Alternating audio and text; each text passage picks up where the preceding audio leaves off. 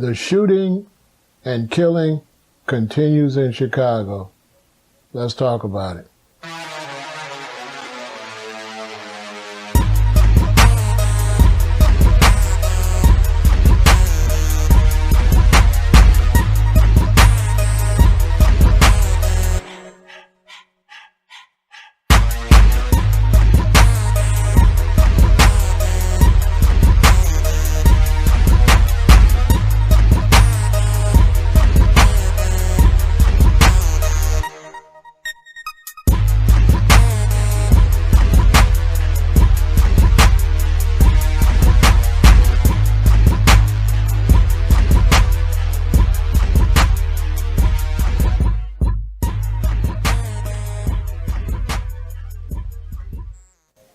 Well, last night, a Hispanic male and his son was in a pickup truck, and some people shot the truck up. The little 9-year-old boy got hit. He died at the hospital. And a bunch of people got shot last night. It was Friday night. Tonight, Saturday night, a bunch of people will get shot tonight. In Chicago, it's 20 to 30 people easily getting shot every weekend, at the least 14 to 15. The least amount of deaths is 3, anywhere from 3 to 14 to 15 to 20, 25 deaths every weekend. And it's a serious situation,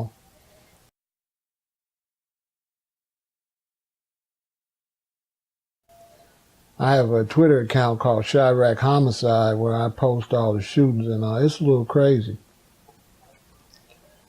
And it's just another life in Chicago.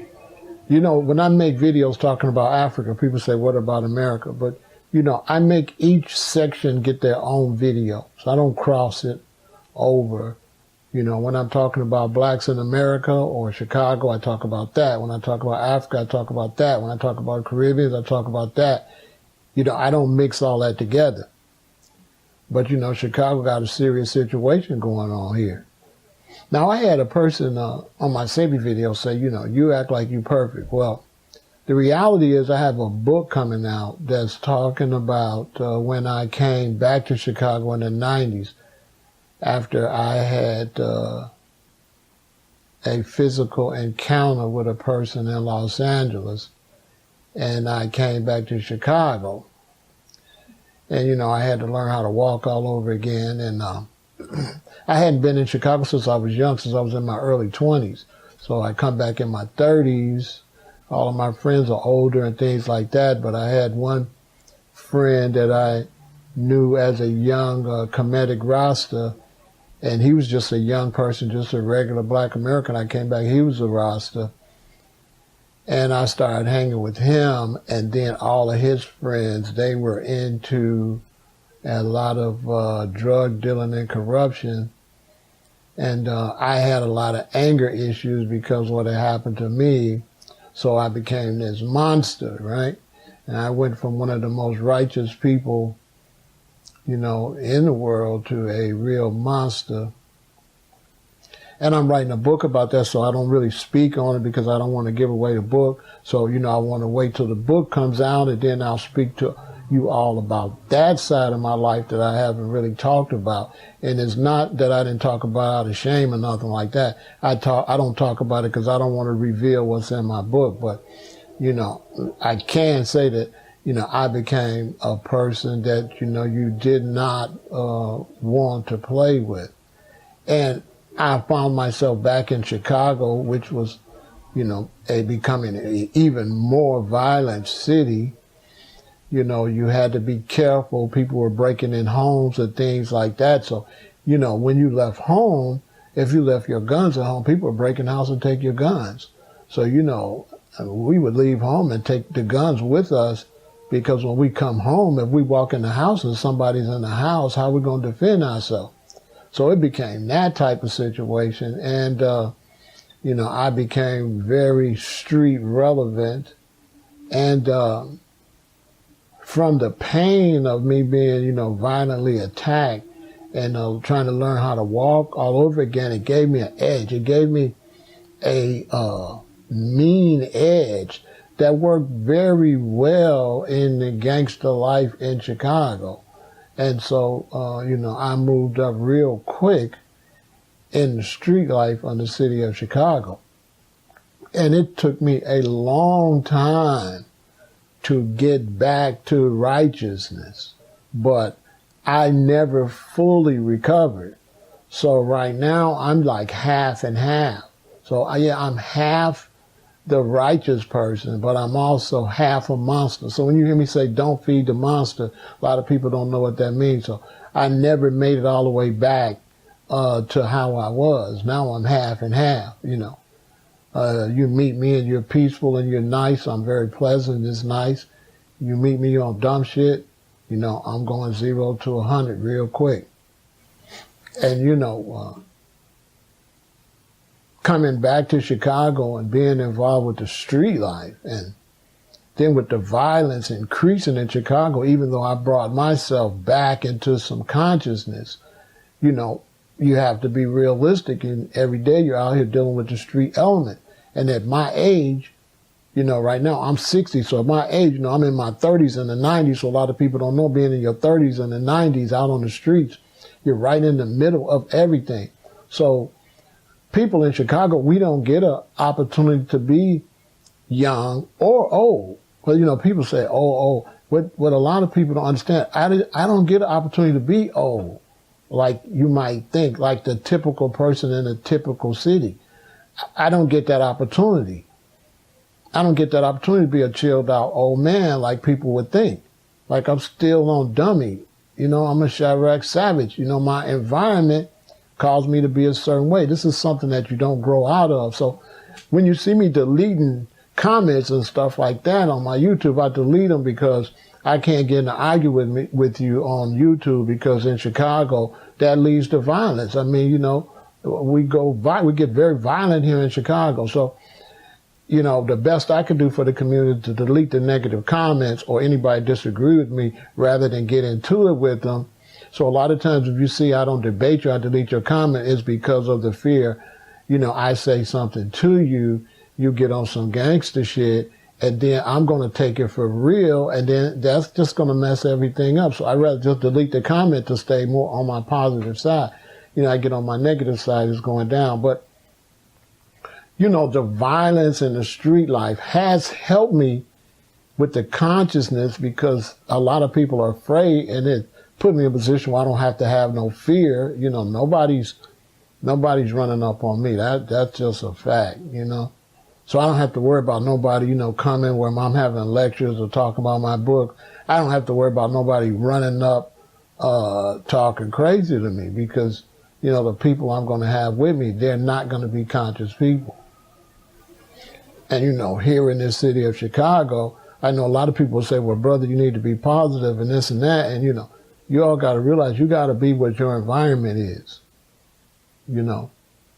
At any time in Chicago, I could get carjacked or whatever, because I'm black and I'm not fortunate enough to always move around in the nicer white neighborhoods. So a lot of times I'm in the hood, I'm in different areas. Plus, criminals now, they're in cars, they're moving around. So they're going downtown doing smash and grabs and, busting in a Louis Vuitton store and robbing and shooting people right downtown. It's not a lot, but it's enough. So at any time, I could be driving and somebody feel I don't drive right. At any time, they could pull up on me and pull a gun out just like that, and we'll shoot. This is the reality that I live in, and it doesn't allow you to get old. So, people say, well, you're old and bitter and this and stuff. I haven't had the opportunity to get old or bitter or anything like that. I'm a Chiraq nigga, and that ain't got no age limits. We got kids walking around Chicago, 6 years old, got guns, 7, 8, 9 years old. When I lived in O Block, them shorties, 8, 9, 10 years old, had guns. So it's not no age. There's no age in Chicago. Like a lot of you people live in other cities, and it's hard for you to relate with. But in Chicago, we get cheated out of age. We don't get a chance to be a certain age. So I'm never going to get a chance to be the older person that you would have in your city.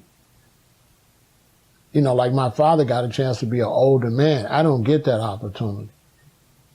You know, my mentality is the same mentality as 18, 19-year-old, 20-year-old, 30-year-old. I'm on the exact same thing they are, and I have to be in order to stay alive and to protect myself. You know, I have a wife and I have a daughter, and when they move around on the streets of Chicago without a strong backing, you know, they're just food out here, you know. You have to have respect in Chicago. And Chicago is a place where you have to defend yourself. So when you see me talking on the black side and I talk about police brutality and people like that, that's why you hear me say that, you know, when somebody do something to your family, you got to defend them, because that's the Chicago mentality. You know, if somebody do something to my daughter, I'm not finna be marching with no hands up, don't shoot, it's gonna go down. So people say, would the violence stop? No, not after you did something to my daughter. No, the violence is finna turn up. So, you know, we have these youth out there and they say, well, can I go talk to the youth? It's just, you know, it's not what you all think. I can't just go in the neighborhood and talk to no guy whose brother just been killed and tell him to stop the violence. He's not trying to hear that. I can't talk to no guy like this Hispanic guy. If he's in the gang and they just killed his 9-year-old son, who believes you can go talk to him about not dealing with no violence? When he goes back around his friends, if he's in the gang, and whatever gang they in, when he go around them, they ain't trying to hear that. You know, they trying to find out who the shooters was, what group they are, and they trying to go and shoot them back. So a lot of times in Chicago, when you be seeing 14, 15, 16, 17, 20 shootings in the weekend, 50 shootings in the weekend, if you get 20, 30 shootings, sometimes like 4 or 5 of them are all related. So, you know, we have a real epidemic in this city. And I have people all the time, they talk to me and say, well, brother, you know, can't you go and do something? You know, me being involved in this gangster underworld in Chicago, I have a more realistic point of view about what can be done and what cannot be done. There is no talking to Chiraq savages. They don't function in that capacity like a person that wants to know about African history or wants to study math. It's not that type of mentality. You know, if I go around young brothers on the block, some young brothers on the block that's gang banging real heavy, and I start talking to them about not being violent, that right, it could turn into violence right there. They could become very agitated. They could start, you know, reminiscing on who they got to shoot and the people that they got to shoot, who those people shot that are friends to them, and they can start saying, man, you don't know what the fuck you talking about, man. They just killed my cousin on 40, and they just killed my cousin, motherfucker. And then that could just totally blow up, and next thing you know, I can have guns in my face. And like here in Chicago, when they pull guns, they pop them. It's not like a lot of the cities where a lot of people live at. Here in Chicago, when they pull guns, they let it go. So, you know, you could be a victim of a crime. They pull a gun on you, you know, you have to really hope they just rob you. People have asked me, you know, how can we stop the crime? Well, you know, when you get this type of mentality come up, you have to let it get older and just peter out. And then you have to nurture the younger generation to come up and not be on that. But, you know, there's nobody to nurture the younger generation in the city of Chicago. You know, if you go in some of these areas, you know, the grandfathers are gangster, the fathers are gangster, the mothers are gangster, the grandmothers are gangster, the babies is gangsters. You know, it's hard to get a kid from being a vice lord when his father and his grandfather is vice lords. This is something that a lot of people, you know, it's something that you all in other cities don't understand. And y'all mentality, y'all got, you know, people get older and they live a different life. It's not like that in Chicago. Here in Chicago, we got GDs and BDs and vice lords and shit that's, you know, 50, 60, 70 years old. And they still own that to the fullness.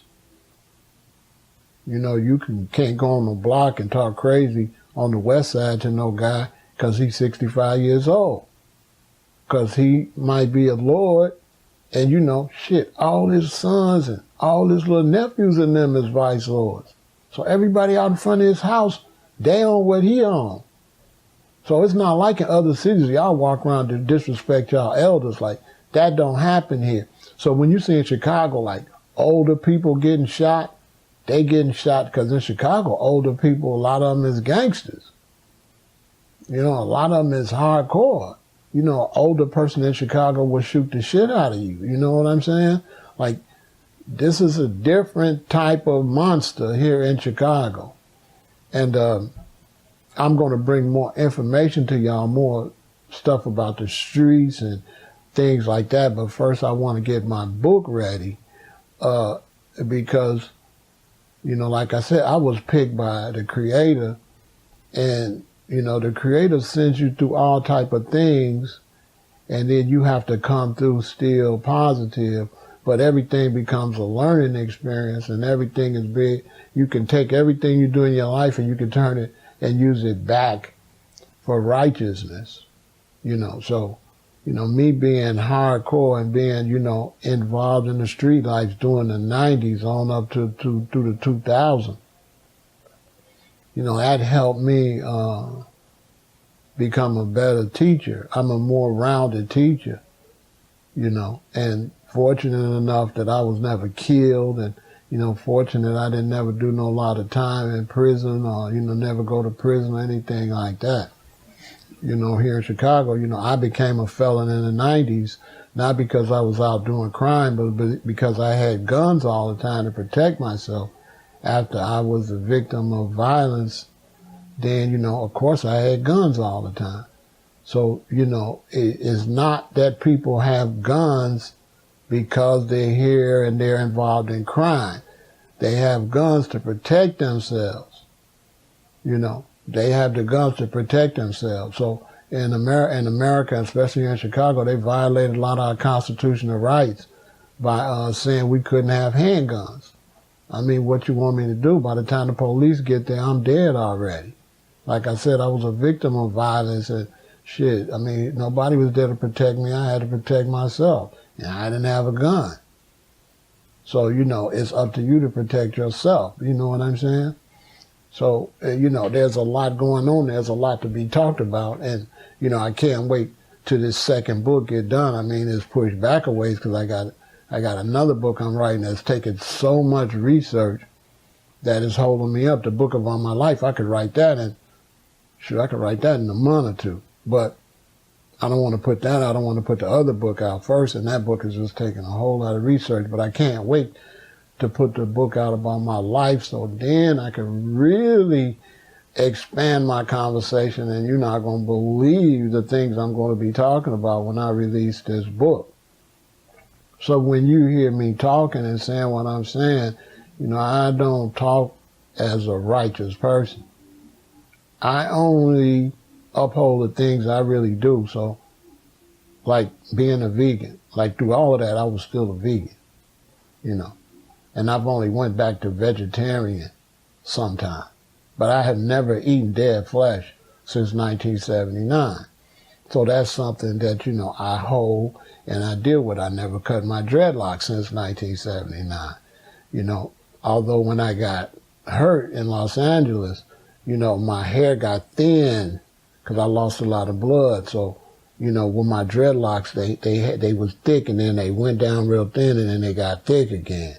So what I did was I pulled them all off. You know, we don't put razors to, but when I got well and I could walk and stuff again, you know, I had long dreadlocks all the way down to my calves or my legs. I just pulled all those pieces off. I got a bag full of that hair. I pulled them off because they had got all thin. And, you know, it's not about that, but then that's another reason when people see me, they don't even know who they looking at. You know, I didn't pay my dues out here, but, you know, living in the city of Chicago is real rough, you know. There's a lot of violence in Chicago, and it's not all, you know, black. You know, I really need y'all to realize that when you see all the shootings in Chicago, just don't say, oh man, black folks shooting each other. You know, a lot of these shooters is Hispanic. So don't think when you see on the weekend 20 people get shot, don't think they was all black.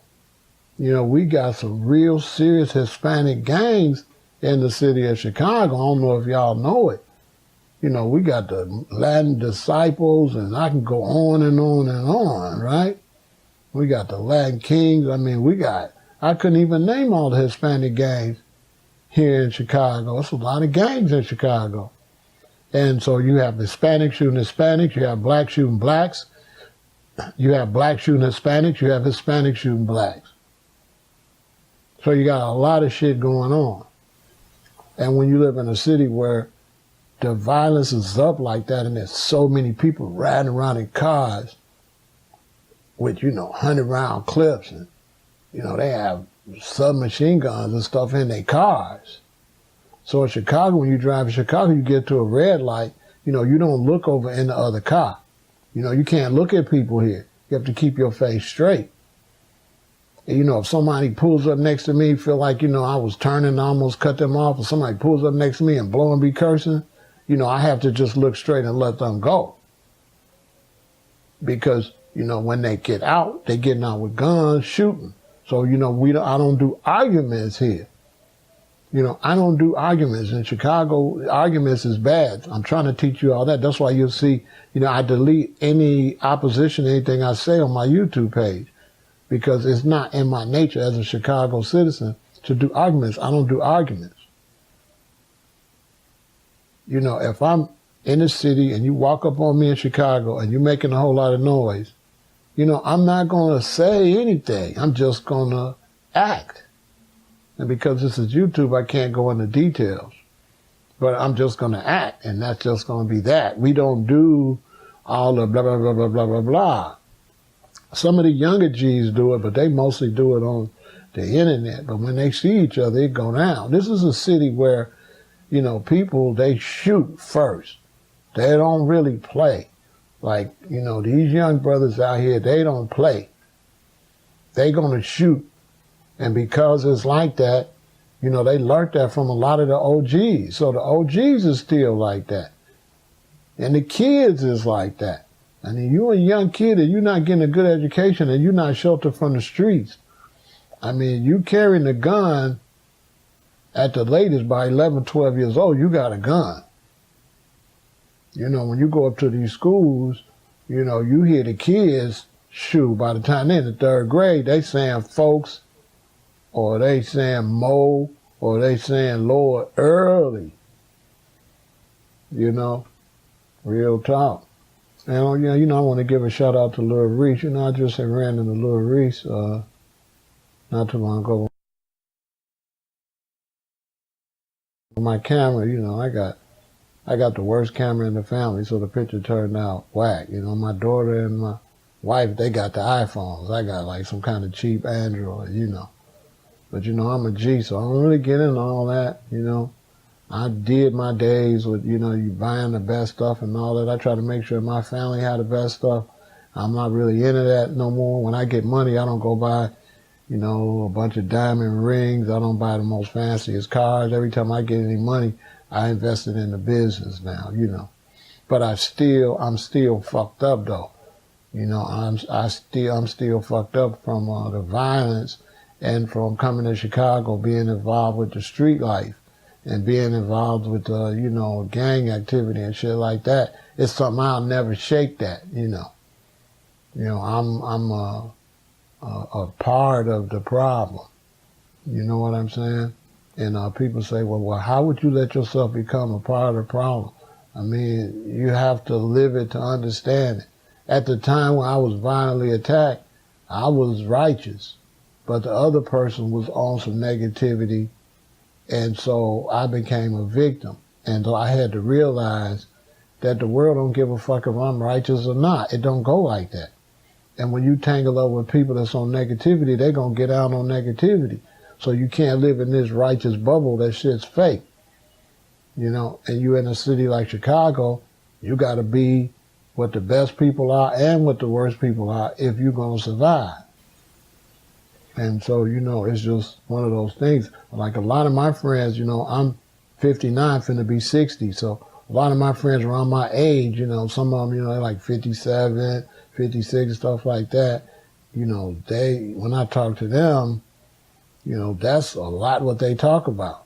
Oh man, they shot everybody around here. They shot dude up here. They shot dude up there. You know, these kids walk around my house, you know, looking all up in my house. You know, it's just way out. You know what I'm saying? And, you know, a lot of the younger kids, you know, they try to claim to be the most savage. And so, you know, we have to deal with that too. A lot of times we have to fuck them up because sometimes they buy into that old stuff and forget who they're playing with. And they be forgetting that, you know, there's no age when it comes to gangster shit. Ain't no age with that shit. Like, you could believe it's age if you want. There's no age. The only time age takes into effect is when you're so old that you can't move and function and you're sitting in a wheelchair shaking. Yeah, then you old. But as long as you can lift your arm up, you ain't old. You know what I'm saying? And you know, a lot of people, they want to fix the situation in Chicago, but it's not fixable. You know, it's not fixable. And, you know, locking them up not going to do no good because everybody got a release date. And when these dudes come out, they can't get no jobs.